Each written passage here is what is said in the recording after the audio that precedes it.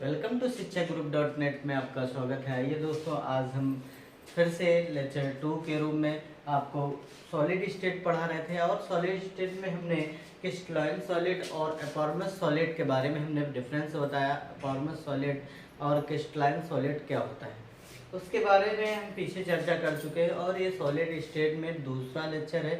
आज देखेंगे हम क्रिस्टल जालक कि क्रिस्टल जालक क्या होते हैं, किस प्रकार के क्रिस्टल जालक होता है। तो हम एक तरह से बात करें कि जब कोई दीवार की या संरचना की जाती है तो उसमें अगर हम ईंटों को हटा दें तो जो संरचनात्मक इकाई बनेगी, जो संरचना उसकी बनेगी, वही एक जालक है। अगर हम देखें कि आपने कभी देखा हो कि दीवार इस प्रकार बनी होती, सिंपल सी भाषा में देखें तो दीवार में ईंटें इस प्रकार लगी होती हैं।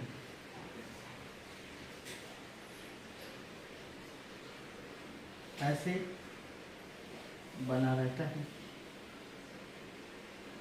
और इन ईंटों का आकार कैसा होता है? समान होता है। जब समान आकार की एक चीज की पुनरावृत्ति हो रही दिख रहा है, एक ये समान प्रकार का है, इसकी पुनरावृत्ति हो रही बार बार, और ये जो पूरा बन के तैयार हुआ, ये जो पूरा है, ये क्या कहलाएगा? क्रिस्टल जालक कहलाएगा। ये क्या कहलाएगा? क्रिस्टल जालक। इसका मतलब किसी भी एक इकाई का बार बार आना और उसके द्वारा निर्मित जो जालक है, जो निर्मित आकृति होगी, जो ज्यामिति होगी, वो क्या कहलाएगा? जालक कहलाएगा। कैसा जालक होगा? वो क्रिस्टल जालक कहलाएगा। ठीक है ना? बात समझ गए? जैसे इसमें लिखा है, सिंपल सी बात है कि इतना समझ गए होंगे कि जो किसी भी चीज का जो संपूर्ण ढांचा है वो एक तरह से क्या है? जालक का रूप होता है। ठीक है ना? तो अभी हमने बताया कि जैसे हम कहते हैं जब संरचनात्मक इकाई परमाणु या अणु या आयन, देखिए कभी केमिस्ट्री पढ़ेंगे तो वहाँ या तो परमाणु आएगा या तो अणु आएगा या तो आयन वगैरह सब होंगे, ये चीज होंगे सॉलिड में।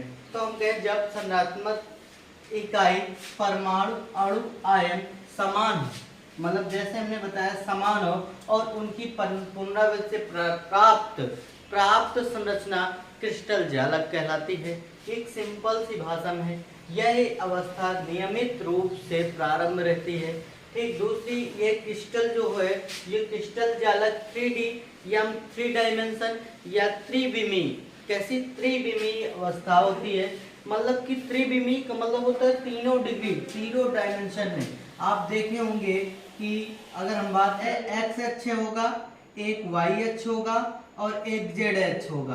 अगर इन तीनों में दूरियां चली जाएं और तीनों में बराबर हो तो ये 3 डायमेंशन कहलाता है। मतलब तीनों अक्षों में जब कोई चीज चलती है, तीनों अक्षों के द्वारा बनी होती है तो वो 3D कहलाता है या 3 डायमेंशन कहलाता है। ये 3 अक्षी या त्रिविमी बोलते हैं उसे। अगर हम बात करें अगर एक्स एंड वाई में केवल है तो उसे हम बोलेंगे क्या कि ये द्विविमी है। और एक विमी कौन सी चीज होती है? जो एक अक्ष पर प्रारंभ करे, एक अक्ष पर चले, ये एक अक्ष पर उपस्थित हो, वो कहलाता है एक विमी कहलाता है। तो इतनी बात समझ गए। जो भी क्रिस्टल जालक होगा, क्रिस्टल जालक क्या है? जब संरचनात्मकता इकाई परमाणु अणु आयन ये के द्वारा समान रूप से बनी हो और उनकी पुनरावृत्ति प्राप्त संरचना क्रिस्टल जालक कहलाती है। यह अवस्था नियमित रूप से चलती है।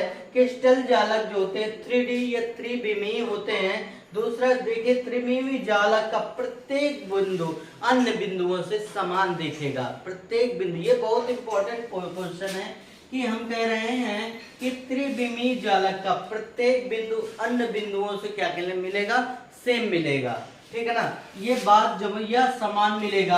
अगर हम बात करें कि अगर ये ईंट है, ये दीवार बनी और ये ईंट है और ईंट के सारे जो भी आपकी लंबाई चौड़ाई ऊंचाई है वो सभी ईंटों की समान रूप से होनी चाहिए, सभी ईंटों की समान रूप से होनी चाहिए, तभी क्रिस्टल जालक का निर्माण होगा।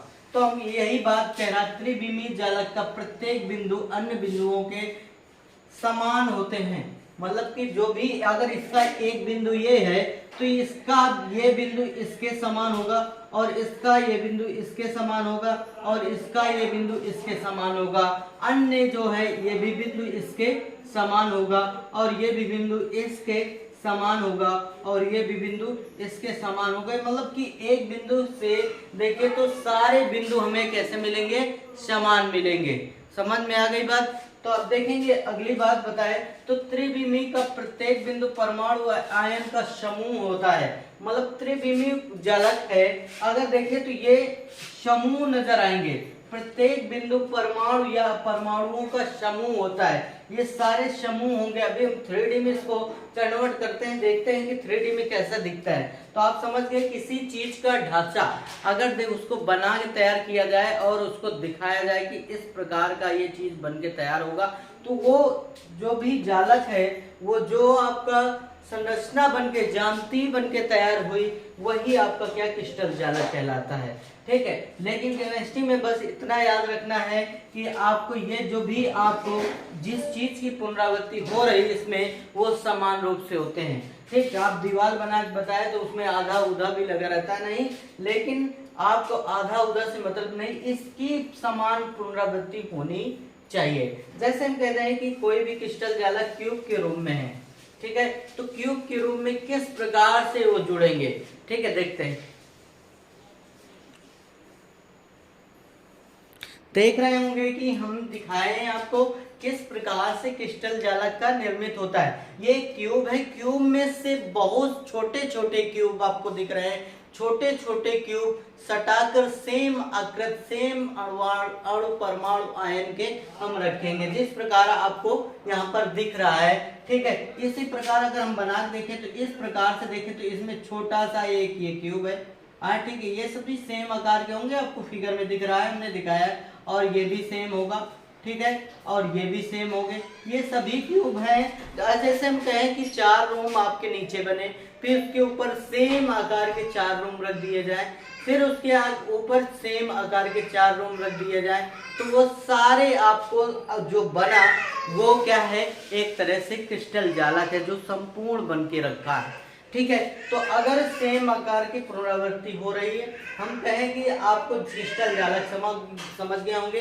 जब संरचनात्मक इकाई परमाणु या आयन या अणु की समान हो और उनकी पुनरावृत्ति बार बार हो जाए, तो उससे निर्मित जो संरचना होगी वही क्रिस्टल जालक कहलाएगी। क्रिस्टल जालक 3D या त्रिविमीय होते हैं। ठीक है, दूसरी बात, क्रिस्टल जालक या त्रिविमीय जालक का प्रत्येक बिंदु अन्य बिंदुओं के क्या होता है, समान होता है। त्रिविमीय जालक का प्रत्येक बिंदु अणु या परमाणुओं का समूह भी होता है। ये बातें जान गए क्रिस्टल जालक में। अब क्रिस्टल जालक में जिस चीज का पुनरावृत्ति हो रहा है उसे क्या कहते हैं, उसे अब देखिए, तो अभी हमने बताया था कि एक कोई दीवार है, इस प्रकार बना के बताया कि ये दीवार है और इस प्रकार से हम क्या कर रहे हैं, निर्मित कर रहे हैं। ये समान आकार की ईंटें लगा रहे हैं, तो इसमें निर्मित किसका मतलब कि पुनरावृत्ति हो रही है, तो हम कहें इसकी पुनरावृत्ति हो रही है। ये एक ईंट बार यहाँ पर भी आई, फिर यहाँ पर भी आएगी, यहाँ आएगी, यहाँ आएगी, मतलब एक ईंट के रूप में इसकी पुनरावृत्ति हो रही। तो अगर हम इस ईंट को देखें तो इस ईंट को केमिस्ट्री भाषा में क्या बोलेंगे, तो हम ये पूरा तो हो गया क्रिस्टल जालक, लेकिन जिस चीज की पुनरावृत्ति हो रही उसे हम कहेंगे एकक कोशिका या इकाई सेल। क्या बोलेंगे, इकाई सेल।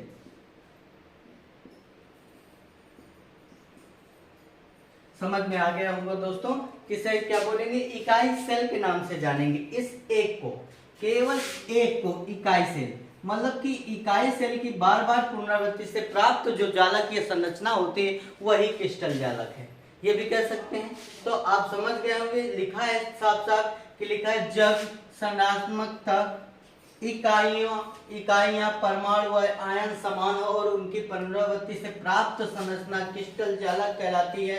यह अवस्था नियमित होती है, प्रक्रिया नियमित होती है, मतलब कि नियमित कंटिन्यूटी होती है, कि मतलब कि ये एक दूसरे बाद इस प्रकार नियमित रूप से जुड़े होते हैं। अनियमित रूप से नहीं कि जहां मन आया वहीं रख देंगे, नियमित रूप से उनको जोड़ना है, ये याद रखना है। ठीक है, और ये 3D होते हैं। 3D का मतलब होता है कि हम 3 डायमेंशन या 3D का मतलब 3 विमीय होता है, मतलब x अक्ष पर भी दूरी चलेंगे, y अक्ष पर भी होगा और z अक्ष पर।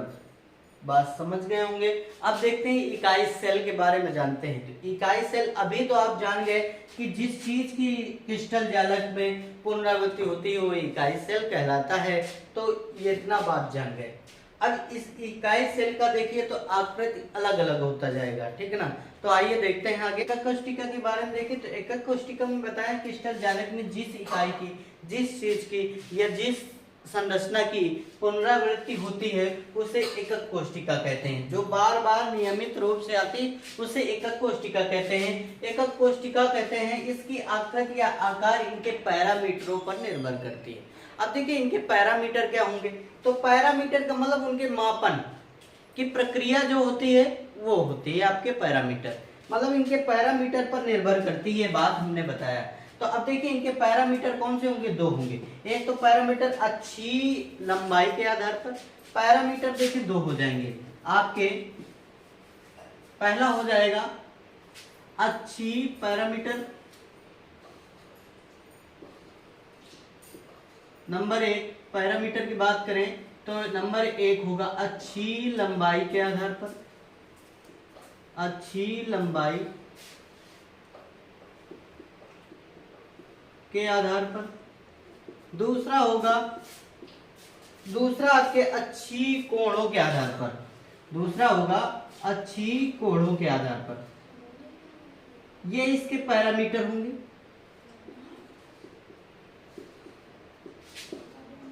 कोणों के आधार पर इसके क्या होंगे, पैरामीटर्स होंगे। अच्छी लंबाइयां देखें तो अभी हमने बताया कि 3 डायमेंशन होता है, मतलब त्रिविमीय होता है। त्रिविमीय का मतलब एक्स अक्ष, वाई अक्ष और जेड अक्ष में तीनों में चलेगा।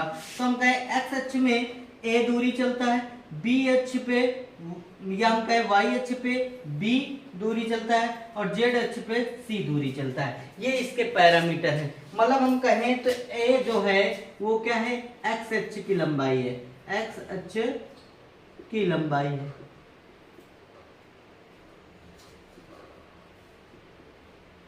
बी क्या है, तो बी है वाई अक्ष की लंबाई,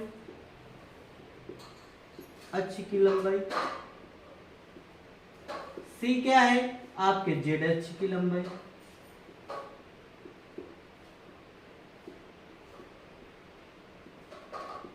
ठीक है, ये तीनों हो गए आपके।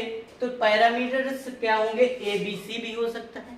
ठीक है, दूसरी अच्छी कोण क्या होंगे, अच्छी कोण क्या होंगे तो हम बात करें जैसे हमने कह दिया अल्फा, बीटा और गामा, ये तीन अच्छी कोण होते हैं। इनके परिवर्तन से भी हमारे इकाई सेल में जो आकृति और आकार है वो बदल जाता है, या इनके परिवर्तन से भी इकाई सेल का आकृति या आकार बदल जाएगा। तो हम बात करें अब ये अल्फा कहाँ होगा, तो अल्फा बात करें ए, अल्फा बीटा गामा, ये तीनों बात करें तो यहाँ पर दिख रहा हो अल्फा, ये मतलब बी तथा सी के मध्य बनने वाला कोण क्या कहलाएगा, अल्फा कहलाएगा। बी तथा सी के मध्य बनने वाला कोण क्या कहलाएगा, अल्फा कहलाएगा। ठीक है, तो याद रखना है। तो हम कहें बी तथा सी के मध्य का कोण, मध्य का कोण। ठीक, बीटा क्या है, तो देखिए बीटा क्या है, ए तथा सी के मध्य बनने वाला कोण। ठीक है, ए तथा सी के मध्य बनने वाला कोण कौन है, बीटा। ए तथा सी के मध्य का कोण। गामा क्या है, तो गामा दिख रहा बी तथा ए के मध्य या ए तथा बी के मध्य का कोण है। ए तथा बी के मध्य का कोण, मध्य का कोण, ये कहलाएंगे हमारे पैरामीटर्स। जो भी पैरामीटर्स हैं हमारे इकाई सेल किन पर निर्भर करती है, पैरामीटरों पर निर्भर करती है। तो हम कहें करता है, तो हम कहें पैरामीटर्स कितने प्रकार के होते हैं, दो प्रकार के। एक अच्छी लंबाई के आधार पर पैरामीटर हो जाएंगे जो आकृति बदलेगी, दूसरा होगा अच्छी कोणों के आधार पर आपकी इकाई सेल की आकृति बदल जाएगी। अगर ये तीनों बने ये मान लो कि आपके अल्फा बीटा गामा कुछ आपके होंगे, या हम कहें तीनों बराबर हो जाए, ये तीनों बराबर हो जाए, तो किस प्रकार की आकृति का इकाई सेल निर्मित होगा।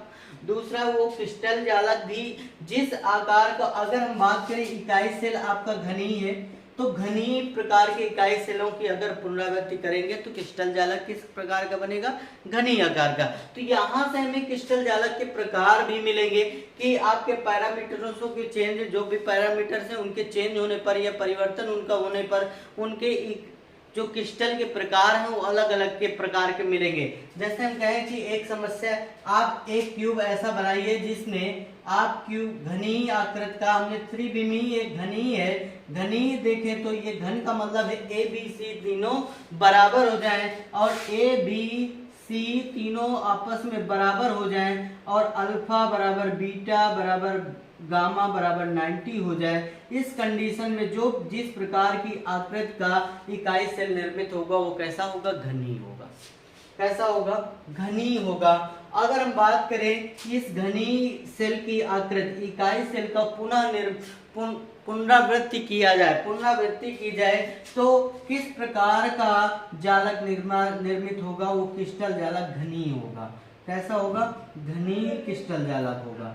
इस प्रकार से अलग अलग प्रकार के हमें 7 क्रिस्टल जालक यहाँ से प्राप्त होंगे। चलिए उनको देखते हैं कि 7 किस प्रकार के क्रिस्टल जालक निर्मित होते हैं। आइएगा उनको समझते हैं। तो आप स्क्रीनशॉट लीजिए। इकाई सेल के बारे में हमने बताया, इकाई सेल का आकार किस पर निर्भर करता है, उनके पैरामीटरों पर निर्भर करता है। तो जो पैरामीटर हमने बताया, अच्छी लंबाई और अच्छी कोणों के आधार पर, ये आपका आप देखिए तो यहाँ पर हमने समझाने के प्रयास किया कि एक कोई क्रिस्टल जालक है या हम इकाई सेल है, जिस प्रकार के इकाई सेल की पुनरावृत्ति हो गई उसी प्रकार का क्रिस्टल जालक प्राप्त होगा। तो कह सकते हैं कि इन अच्छी कोणों, अच्छाई लंबाइयों के आधार पर क्रिस्टल जालक के प्रकारों का भी वर्णन हो जाता है। यहाँ पर चलिए आप क्रिस्टल जालक के प्रकार देखते हैं। तो क्रिस्टल जालक के प्रकार 7 प्रकार के होते हैं। आइए देखते हैं। है कि आपके पैरामीटरों के आधार पर, जितने पैरामीटर आपके बताए उनके आधार पर क्रिस्टल के प्रकार निम्न प्रकार के या इकाई सेलों का निर्माण होता है।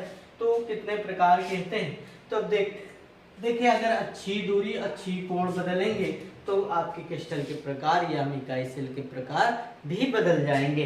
तो हम देखें तो अच्छी दूरी अगर ए बी सी तीनों बराबर हैं और अल्फा बीटा गामा 90 डिग्री है, तो क्रिस्टल का जो प्रकार या इकाई सेल का प्रकार बनेगा वो कैसा होगा, घनी आकार का होगा, ये क्यूब के आकार का होगा।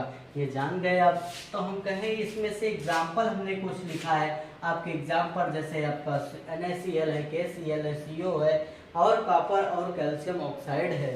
तो ये आपके जितने आपके कंपाउंड लिखे, ये सारे आपके इसके क्रिस्टल किस प्रकार के होते हैं, घनी आकार के होते हैं। ये कुछ एग्जाम्पल के तहत आपको समझाना चाह रहे हैं। जैसे हमने कहा कि अच्छी दूरी हमें ए और बी बराबर है, लेकिन सी आपका इक्वल नहीं है बी के बराबर, नहीं ए के बराबर, और अल्फा बीटा गामा तीनों 90 है। उस कंडीशन में जो आपका घनी का क्रिस्टल बनेगा, वो जो क्रिस्टल का प्रकार आएगा वो कैसा होगा, चतुष्फलकीय होगा। और चतुष्फलकीय में कुछ एग्जाम्पल दिए हैं, जैसे कैल्शियम सल्फेट हो गया, सल्फेट 3 हो गया, SnO2 हो गया, TiO2 हो गया, और इसके बाद आपका देखें तो NH4Br भी हो गया। ये सारे आपके जो हैं ये सभी चतुष्फलकीय का निर्माण करेंगे बेटा। आप देखेंगे तो ABC तीनों अलग अलग हो जाए और अल्फा बीटा गामा तीनों 90 हो, तो उस समय आपका जो आपका क्रिस्टल का प्रकार बनेगा वो विषम लंबाच होगा। कैसा होगा, विषम लंबाच होगा। और इसमें से एग्जाम्पल देखें तो आपके एग्जाम्पल मिलते हैं कौन से, जैसे potassium nitrate, potassium sulphate, beryllium sulphate, PbRm lead carbonate हो गया और कैल्शियम कार्बोनेट हो गया, KNO3, K2SO4, BaSO4, PbCO3 और कैल्शियम कार्बोनेट का मतलब CaCO3। ये आपके कैसे होंगे, तो ये सारे विषम लंबाच होंगे, क्योंकि ए बराबर डज नॉट गिव, तीनों भुजाएं बराबर नहीं है लेकिन कोण सभी 90 डिग्री है, इसलिए ये क्या कहलाएगा, विषम लंबाच कहलाएगा बेटा। विषम लंबाच याद करना पड़ेगा इनको। अब देखिए जब आपके तीनों बराबर हो जाएं लेकिन तीनों कोण न बराबर हो, तीनों भुजाएं बराबर है लेकिन तीनों कोण आपस में बराबर नहीं होना 90 डिग्री, उस समय त्रिसमनताक्ष बोलेंगे। उसे क्या बोलेंगे? त्रिसमनताक्ष। और इसके लिए कैल्साइड हो गया, सोडियम नाइट्रेट हो गया, बर्फ। इसको जरूर याद रखेंगे, जैसे कभी पूछ गया है कि बर्फ में किस प्रकार के क्रिस्टल जालक बने होते हैं, तो वो त्रिसमनताक्ष प्रकार के होते हैं। एक नताक्ष में क्या होगा कि सारी भुजाएं बराबर नहीं होगी और कोण भी हम बीटा बराबर नहीं कर पाएंगे, मतलब अल्फा बराबर गामा बराबर 90 डिग्री होगा, बीटा आपका 120 भी नहीं होगा। इस कंडीशन में एक नताक्ष बनता है जिसका एकमात्र आपका उपाय है, उदाहरण है जिप्सम। जिप्सम आप जानते होंगे, आपके खेत में वगैरह में उपयोग किया जाता है, वही जिप्सम है। इसके जो भी आपके क्रिस्टल होते हैं वो कैसे होते हैं, तो हम कहें एक नताक्ष होते हैं। ये बहुत अच्छी बात है कि आपको 7 क्रिस्टल प्राप्त हो रहे हैं, आप इनको तैयार करें, ठीक है। और ये एग्जाम व्यू से हम देखें तो बहुत ज़्यादा जो क्वेश्चन बनते हैं ऑप्शनल आपके IIT JEE और नीट के पेपर में, यहाँ से क्वेश्चन बन के निकल आता है कि बताइए कि घनी में या इनको दे देगा इनसे किस प्रकार का क्रिस्टल निर्मित होगा। ये A बराबर कह देगा A does not equal B बराबर C, ठीक ऐसे बता देगा A does not equal B does not equal C और अल्फा बराबर बीटा बराबर गामा बराबर 90 डिग्री है, तो कौन सा क्रिस्टल निर्मित होगा? विषम लंबाक्ष। या इसमें से बोल देगा कि नमक किस प्रकार के क्रिस्टलों का निर्मित होता है, या नमक में किस प्रकार के क्रिस्टल पाए जाते हैं, तो वो घनी प्रकार के होते हैं। ऐसे क्वेश्चन बन जाता है। आगे देखते हैं तो षष्ठकोणीय है, षष्ठकोणीय में क्या होगा? A बराबर B does not equal C होगा और यहाँ पर गामा जो है वो क्या होगा?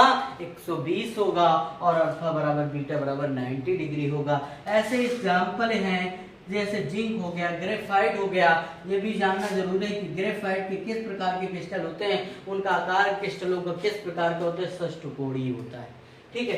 त्रिनताक्ष में देखें तो कुछ बराबर नहीं होगा, ना भुजाएं बराबर होंगी, ना सारे कोण आपके बराबर होंगे 90 डिग्री में। इसका एक एग्जांपल है K2Cr2O7, ठीक। अगर हम बात करें सबसे शुद्धतम जो घनी सेल होगा या क्रिस्टल होगा, वो आपका कहलाएगा, या कह सकते हैं सबसे शुद्धतम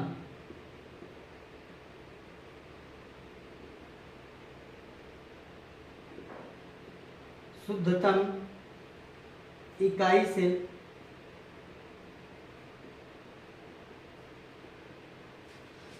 घनी होगा, क्योंकि सबसे अच्छा ये कह सकते हैं। और सबसे खराब कौन सा? विशुद्ध कह दें, सबसे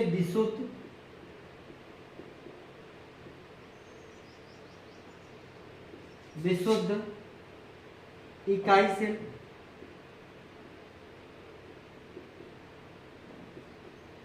त्रिनताक्ष होगा। कौन सा होगा? त्रिनताक्ष होगा। इतना याद रखें, मतलब सबसे अच्छा इकाई सेल किसे माना जाएगा? घनी को माना जाएगा। और इसके आपके एग्जाम्पल है। और सबसे खराब इकाई सेल कौन सा होगा? एक क्रिस्टल का प्रकार होगा वो त्रिनताक्ष होगा और उसका नाम होगा विशुद्ध, या हम कह सकते हैं सबसे। और उसका एक ही एग्जाम्पल है K2Cr2O7। आप लोग तैयार करें इसको, फिर आपको कल मिलते हैं इकाई सेल में, आगे की ओर लेके चलेंगे। और इस सॉलिड स्टेट में हम अन्य चीजें भी बहुत अच्छे से पढ़ेंगे, देखेंगे। आपको अच्छा लगता है तो हमारे चैनल को सब्सक्राइब और लाइक जरूर करके आप प्रोसीड करें, ताकि हमारा उत्साह आपके साथ बना रहे। और चलिए आज के लिए बहुत है, फिर हम कल देखते हैं, आपको अन्य चीजें लेके आते हैं। दोस्तों नमस्कार, जय हिंद।